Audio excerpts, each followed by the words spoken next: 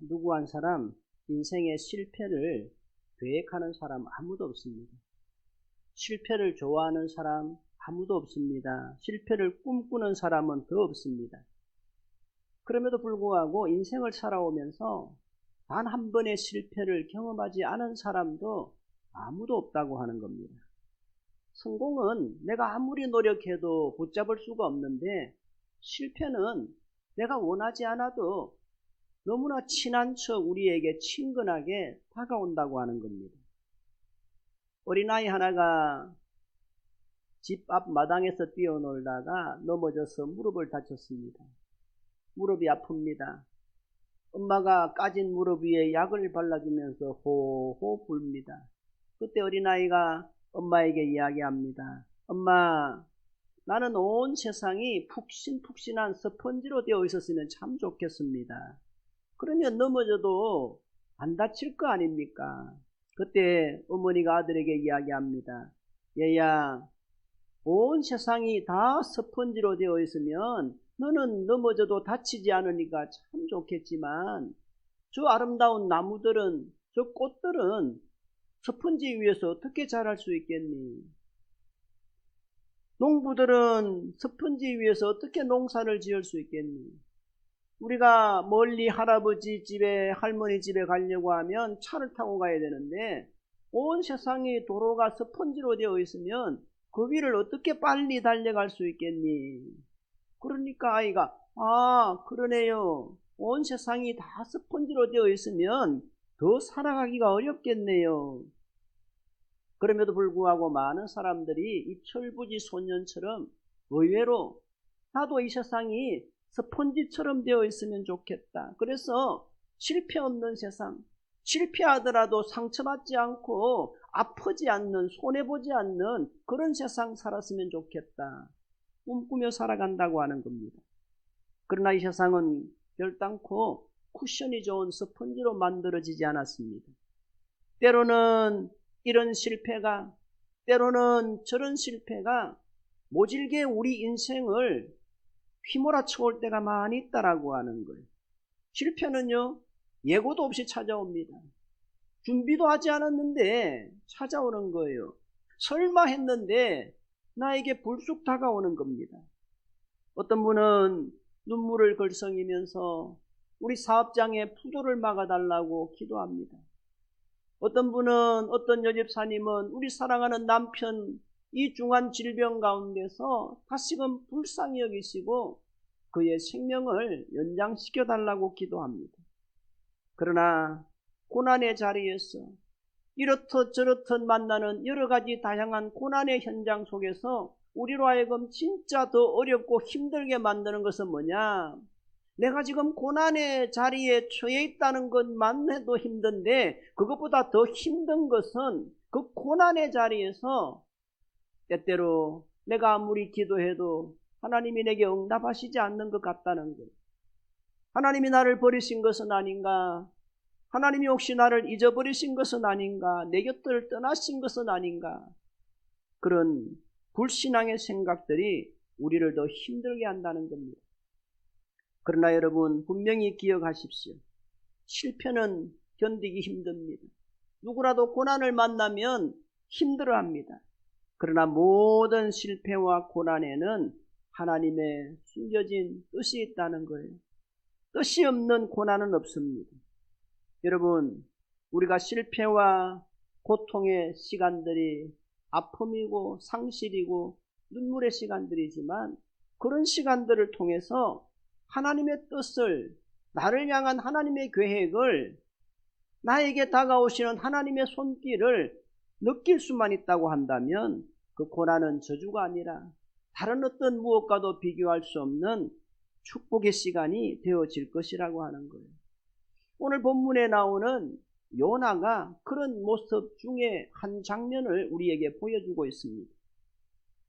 우리가 잘 아는 것처럼 오늘 본문의 주인공 요나는요, 하나님의 선지자로서 하나님이 니느웨라고 하는 마을로 가서 전도해라 그 명령 받았을 때에 가기 싫은 거예요. 왜? 내가 미워하는 사람들이니까, 내게 원수 같은 사람들이니까 그곳으로 가질 않습니다. 그래서 니느웨로 가야 되는데 니느웨와는 정반대 방향인 다시스로 도망을 쳐버리는 거예요. 그러다가 큰 물고기의 뱃속에 요나가 던져지게 되는 거지. 사공들이 갑자기 일어난 풍랑으로 인해서 이 풍랑이 왜 일어났느냐 조사를 해서 요나를 들어서 물속에 던졌는데 큰 물고기가 와서 삼켜버립니다. 여러분, 여러분의 상상력을 한번 총동원해서 큰 물고기 뱃속에 들어가 있는 요나의 형편이 어떠할지, 그 기분이 어떠할지 한번 생각해 보십시오. 큰 물고기 뱃속에 들어갔으니까 얼마나 깝깝하고 답답하겠습니까? 공기가 부족할 것이니까 더 힘들겠지요. 그 큰 물고기 뱃속에 요나만 들어갔겠습니까? 금방 들어온 플랑크톤들이 막 머리에 뒤집어 써지고 작은 물고기들을 막 삼켰으니까 그걸 소화시키려고 위액들이 막 분비되어지고 반쯤 소화되다가만 음식 냄새에 찝찝하고 끈적끈적하고 여러분 얼마나 힘들었겠어요. 마치 길을 걸어가다가 어떤 사람이 비틀비틀하기에 위험해 보이길래 가서 이렇게 부축을 해 주었습니다.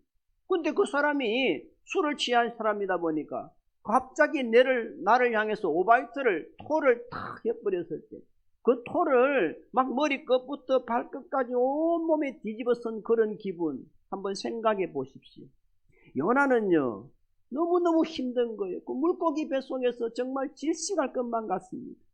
그래서 요나는 2절에서 얼마나 그 고통이 힘들었던지 하나님 앞에 스올의 뱃속에서 내가 부르짖었다 이야기합니다. 스올은요 지옥을 말하지요.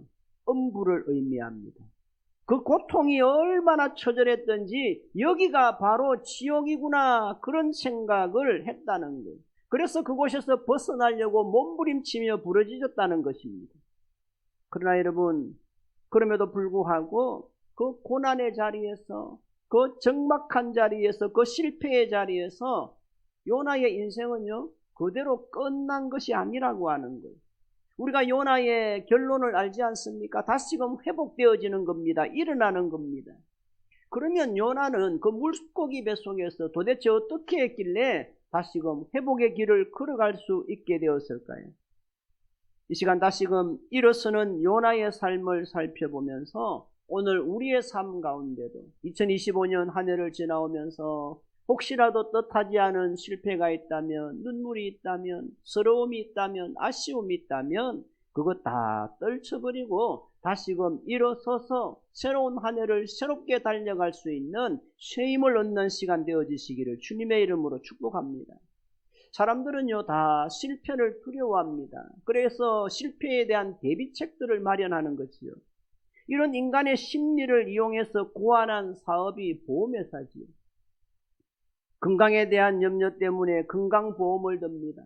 사고에 대한 염려 때문에 산재보험을 듭니다. 화재에 대한 보험 때문에 화재보험을 듭니다.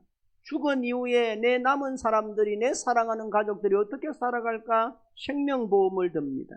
심지어 유명한 축구 선수들은요 발의 건강, 발을 위한 발보험을 들기도 하고요. 또 어떤 성악가들은 성대보험을 들기도 하고 제가 언젠가 보니까 아주 유명한 늘씬한 다리 하나로 밥을 먹고 사는 여자 모델은 다리보험도 들고 그러더라고요. 이렇듯 다가올 위기를 대비하고 불현듯 일어날 수 있는 그런 위험한 실편을 대비한다고 해서 우리가 이 고난을 다 비껴갈 수는 없다고 하는 겁니다. 이 고난은요 우리의 계산과 예상을 언제나 뛰어넘기 때문입니다. 그럼 오늘 본문에 나타난 요나는 실패의 자리에서 무엇을 하나요? 가장 먼저 기도했다고 하는 거예요. 오늘 본문 1절 말씀을 우리 같이 한번 읽어보겠습니다. 요나가 물고기 뱃속에서 그의 하나님 여호와께 기도하여 요나는요 자기 인생에 찾아온 그 실패의 현장, 그 답답한 물고기 뱃속에서 제일 먼저 하나님 앞에 기도했다라고 하는 거예요. 하나님을 피해서 사명을 피해서 끝없이 도망갔던 요나였지만 이제는 더 이상 도망갈 수 없는 자리에 처하게 되었을 때에 요나를 삼켜버린 큰 물고기 뱃속에서 나의 힘으로 도무지 어찌할 수 없는 그런 절박한 상황을 만났을 때에 그는 비로소 하나님을 바라보고 기도하기 시작했다고 하는 거예요. 2절 말씀을 보십시오. 같이 읽어보겠습니다. 이르되 내가 받는 고난으로 말미암아 여호와께 불러 아뢰었더니 주께서 내게 대답하셨고 내가 서울의 뱃속에서 부러지졌더니 주께서 내 음성을 들으셨나이다. 아멘. 여기 보십시오. 내가 받는 고난으로 인해서 여호와께 부러지졌더니 주께서 내게 대답하셨다. 나의 음성을 들으셨다. 여러분, 이 얼마나 좋으신 하나님이십니까? 여러분, 요나가 물고기 뱃속에 들어오기 전의 상태는 어땠습니까? 편안한 상태였어요. 자유로운 상태였습니다. 자기 마음대로 할 수 있었습니다. 잘 나가는 때였습니다. 곁에는 그를 도와줄 친구들도 있었습니다. 그런데 요나는요, 그때는 기도하지 않았습니다.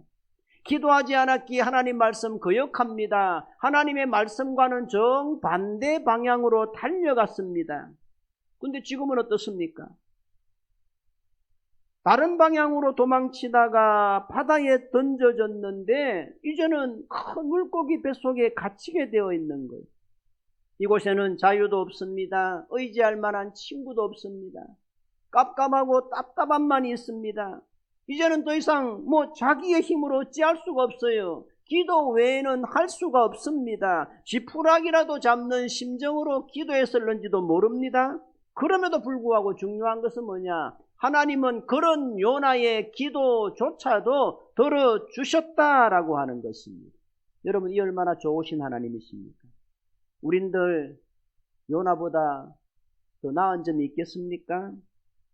아마 이런 요나의 모습은요, 오늘 저와 여러분들의 자화상의 모습이기도 할 것입니다.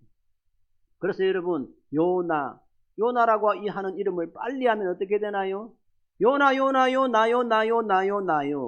나야 되는 거예요. 여러분, 요놈의 나가 요나다, 그런 말이 있잖아요. 잘 나갈 때는, 남들이 알아줄 때는, 평안할 때는, 성공 갈도를 달릴 때는 그렇게 기도해라, 기도 좀 해라, 아무리 말해도 기도하지 않던 사람이 내 경험, 내 판단, 내 지식만 믿고 살아가다가 뜻하지 않은 실패의 자리에서 도무지 어찌할 수 없어서 이제는 기도라도 해야 되겠다, 그런 마음으로 하는 기도조차도 들으시는 하나님, 여러분, 이 얼마나 좋으신 하나님이십니까? 오늘 저와 여러분들이 믿는 하나님이 이렇듯 좋으신 하나님이시기 때문에 2025년 나름대로 잘 살아온 부분도 있지만 또 많은 부분에서는 부족하고 연약하고 실수하고 아쉬운 부분들이 있음에도 불구하고 이렇게 담대하게 하나님 앞에 나와서 기도함으로 한 해를 마무리할 수 있는 거 아닙니까? 여기서 우리가 한 가지 더 기억해야 될 것은요, 요나가 물고기 뱃속에 들어가기 전에 자유로울 때, 평안할 때, 그때 기도하지 않았더니, 마음껏 기도할 수 있는 환경일 때는 기도하지 않았더니 어떻게 됩니까? 하나님은요, 요나를 억지로 물고기 뱃속에 넣어서라도 기도하게 하시더라는 거예요. 여러분, 지금 우리가 얼마나 자유롭습니까? 내 발로 마음껏 교회에 올 수 있는 때가 아닙니까? 여러분, 여러분에게 이 자유가 있을 때, 이 평안이 있을 때, 이 건강이 있을 때 기도에 더욱 힘쓰시는 여러분 되시기를 축복합니다. 기도할 수 있는 여건이 되고 기도할 수 있는 건강이 될 때, 그때 여러분 우리가 기도를 심어야 되는 거예요. 마치 우리가 집안에 경제적으로 이야기하자면 생활 자금의 여유가 좀 남고 이럴 때 적금이라도 부어 놓으면 여러분 나중에 어려울 때 도움이 되잖아요. 기도도 마찬가지입니다. 내가 평안할 때, 좀 살만할 때, 좀 자유로울 때, 그때 기도를 심고 기도를 뿌려놓으면 여러분 그게 내 인생의 위기의 때에 반드시 저와 여러분들을 살려주시는 구원의 줄이 되어질 줄로 믿습니다. 여러분, 내가 자유롭고 건강하고 기도할 그때에 기도하지 않으면요, 어떤 일이 생기느냐? 뜻하지 않은 어느 날, 불현듯 다가온 인생의 실패의 날, 자유를 잃어버리고 건강을 잃어버린 그날 후회하게 될 것입니다. 그때가 되면요, 하나님이 우리를 억지로 그런 상황을 만들었으라도 내가 하나님 앞에 드려야 될 기도를 드리게 하실 거라고 하는 거예요. 요나처럼 물고기 뱃속에 갇힌 상태에서 자유를 잃어버리고 냄새나고 답답한 그 극한 상황에서 억지로 기도하게 하시는 그 자리에 세우시기 전에 평안할 때 우리가 먼저 하나님 앞에 늘 기도하며 살아갈 수 있기를 간절히 바랍니다. 여러분, 지난 한 해를 살아오시면서 혹시 요나처럼 인생의 큰 풍랑을 만나시지는 않으셨습니까? 말할 수 없는 답답함과 뜻하지 않은 인생의 실패 가운데 눈물과 한숨으로 지내오시지는 않았습니까? 그러시다면 요나를 기억하십시오. 요나가 그 인생의 바닥에서, 그 극한 자리에서 하나님을 바라보고 기도했듯이 여러분들도 이 시간 다시금 하나님을 바라보며 기도하실 수 있기를 바랍니다. 구원의 하나님을 의지하실 수 있기를 바랍니다. 그럴 때 반드시 하나님이 여러분들에게 새 힘을 주셔서 그 무너진 자리에서 일어나게 해 주실 줄로 믿습니다. 두 번째로 요나는요, 다시금 주의 성전을 바라보겠다, 그렇게 고백합니다. 4절입니다. 4절 말씀 같이 읽어보겠습니다. 내가 말하기를 내가 주의 목전에서 쫓겨났을지라도 다시 주의 성전을 바라보겠나이다. 아멘. 여기 보시면 다시라는 말이 중요하지요. 지금은 어떤 형편입니까? 지금은 내가 주님으로부터 멀리 떠나 있지만 내가 다시금 주님을 바라보겠습니다. 다시금 하나님의 성전을 바라보겠습니다. 다시금 기도하겠습니다. 다시금 하나님의 주신 약속의 말씀을 붙들고 새로운 한 해를 살아가겠습니다. 그러니 주님 나를 불쌍히 여겨주시고 긍휼히 여겨주시고 살 길을 열어달라는 기도입니다. 여러분, 혹시 오늘 우리에게도 이 고백이, 이 기도가 필요하지는 않습니까? 오늘 내가 처해 있는 상황이 아무리 어렵고 힘들고 답답하고 도무지 앞이 보이지 아니하는 칠흑 같은 어둠이 있을지라도 다시금 주님 말씀 붙들고 기도함으로 하나님의 은혜를 구하며 나아갈 때에 하나님께서 요나의 인생을 회복시켜 주셨듯이 오늘 저와 여러분들에게도 반드시 회복의 길을 열어주실 줄로 믿습니다. 마지막으로 요나는요, 그 극한 자리에서 주님을 생각했습니다. 7절 말씀을 우리 같이 한번 읽어보겠습니다. 내 영혼이 내 속에서 피곤할 때에 내가 여호와를 생각하였더니 내 기도가 주께 이르러 싸우며 주의 성전에 미쳤나이다. 아멘. 내 영혼이 내 속에서 피곤할 그때에 내가 여호와를 생각했다. 주님을 생각했다는 거예요. 여기에 인생의 문제에 해답이 있습니다. 우리의 인생에 탈출구가 있는 것입니다.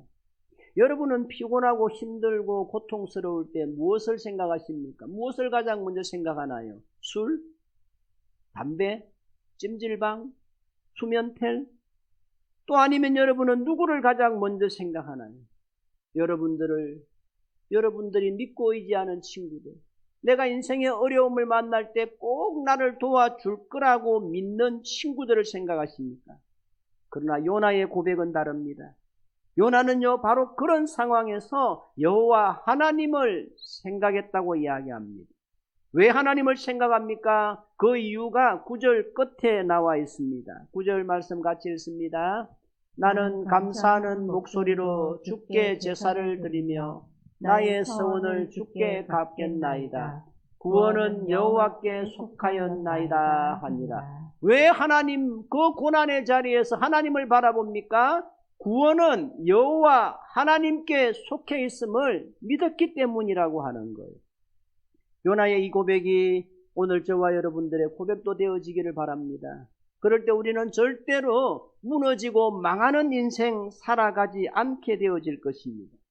몇 년 전에 한 고등학교에서 교무부장인 아버지가 자기 쌍둥이 딸을 위해서 시험 문제를 훔쳐서 주었던 게 굉장한 문제가 되었지요. 그게 왜 문제가 됩니까? 왜 다들 난립니까? 문제를 풀어야 될 사람이 문제의 해답을 이미 다 알고 있기 때문에 그게 문제라는 거지. 마찬가지입니다.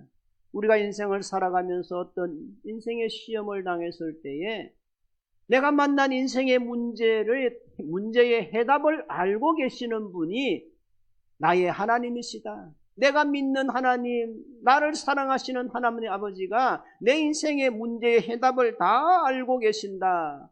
여러분, 그런 믿음이 있다라고 한다면요, 우리는 얼마나 든든한 인생을 살아갈 수 있겠습니까? 그럼에도 불구하고 우리는 이런 사실을 잃어버리고 내가 만난 인생의 문제를 내 힘으로 해결해 보려고 얼마나 몸부림치고 발부둥치며 살아왔습니다. 내가 만난 인생의 문제 내 힘으로, 내 경험으로, 내 잔꾀로 한번 풀어보려고 하니까 그럴수록 문제는 더 흥크러지지 않았습니까? 요즘은 그런 게 없지요. 제가 어릴 때만 해도 실타래, 이런 둥그만한 실타래, 이따만한 거 여기에 막 실을 이렇게 쭉쭉 뽑아내는데 이게 흥크러지면요, 굉장히 풀기가 어려워요. 이걸 막 풀다가 하다 보면 더 많이 흥크러지던 그런 때도 있잖아요. 이처럼 내 경험으로, 내 실력으로 내 인생의 문제를 풀어보려고 노력하려다가 더 문제가 흥크러졌던 그런 경험들 얼마나 많았습니까? 그럴 때마다 우리는요, 우리 인생을 자학하면서 얼마나 힘들어 했었습니까?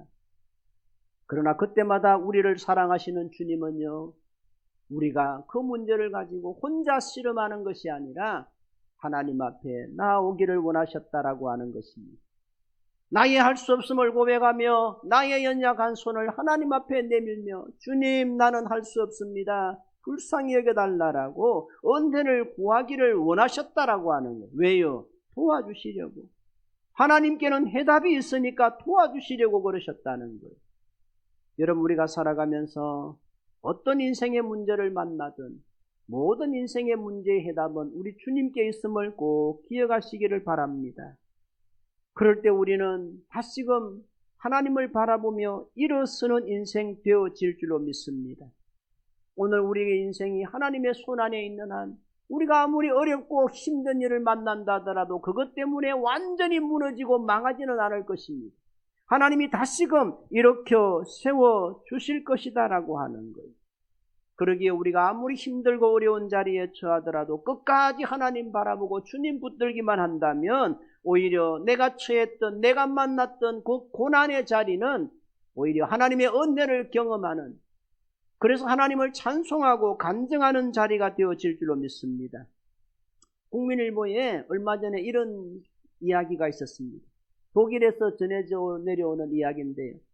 한 마을에 농부들이 농사 짓기가 너무 힘들어서 단체로 모여서 하나님 앞에 기도했습니다. 하나님, 우리가 농사 짓기가 너무 힘든데 비를 요구할 때는 비를 주시고 햇볕을 요구할 때는 햇볕을 주시면 안 되겠습니까? 우리가 원할 때 비를 주시고 햇볕 주시면 안 되겠습니까? 하나님이 그래, 농사 짓는 건 너무 많이 힘들지, 그렇게 하자, 그렇게 해줄게. 농부들이 너무 기쁘고 신이 나는 거예요. 그래서 열심히 농사 지었습니다. 하나님, 비가 필요합니다. 비를 주셨습니다. 햇볕이 필요합니다. 햇볕을 주셨습니다. 이제 가을이 되었습니다. 열심히 농사 지은 것을 거두는 때가 되었는데 기쁜 마음으로 추수를 하는데 이게 웬일입니까? 알곡 대신에 쭉정이만 널려져 있습니다. 농부들이 하나님을 향하여 원망 어린 목소리로 하소연합니다. 하나님, 이게 어찌 된 일입니까? 하나님이 때를 따라 비를 주시고 때를 따라 햇볕을 주셨는데 왜 이 곡식들은 알곡이 아니고 쭉정이만 있습니까? 하나님이 대답하십니다. 사랑하는 나의 자녀들아, 벼라고 하는 것은 비와 햇볕만으로 되는 게 아니란다. 때로는 세찬 바람이 필요할 때도 있단다. 그 세찬 바람 때문에, 태풍 때문에 곡식들이 신음할 수도 있고 쓰러질 수도 있고 넘어질 수도 있지만 그 고난의 시간들을 통해서 그 비바람을 통해서 뿌리를 더 깊이 받고 곡식들이 더 알알이 탱글탱글 연걸어가는 거란다. 우리 인생도 마찬가지입니다. 우리도 종종 하나님 앞에 좋은 날만, 내 인생에 좋은 날만 주시면 안 됩니까? 원망할 때가 있잖아요. 그러나 우리의 삶 가운데 하나님이 때때로 원하지 아니하는 비를 주시기도 하고 태풍을 주시기도 하는 이유가 여기에 있는 것입니다. 그것은 하나님이 우리를 미워하시거나 저주해서가 아닙니다. 이런 인생의 풍랑을 통해서 믿음에 더 깊은 뿌리를 내리고 하나님 더 의지하게 하시기 위함이라고 하는 거예요. 인생은 언제나 고속도로를 달리는 것처럼 편안한 길만 있는 게 아닙니다. 때로는 길을 잃고 헤매기도 하고 때로는 막다른 길에서 좌절하기도 하는 미로와도 같습니다. 그러나 우리가 믿음으로 나아간다면 반드시 하나님은 우리를 위한 새 길을 열어주실 거라고 하는 거예요. 우리는 이 하나님을 믿고 내가 만난 인생의 자리에서 주저앉는 것이 아니라 늘 하나님 바라보며 하나님 이름 부르며 일어나야 된다는 거예요. 여러분 9절 말씀을 한번 보세요. 9절 말씀을 같이 읽어보겠습니다. 나는 감사하는 목소리로 주께 감사의 제사를 드리며 나의 서원을 주께 갚겠나이다. 구원은 여호와께 속하였나이다 하니라.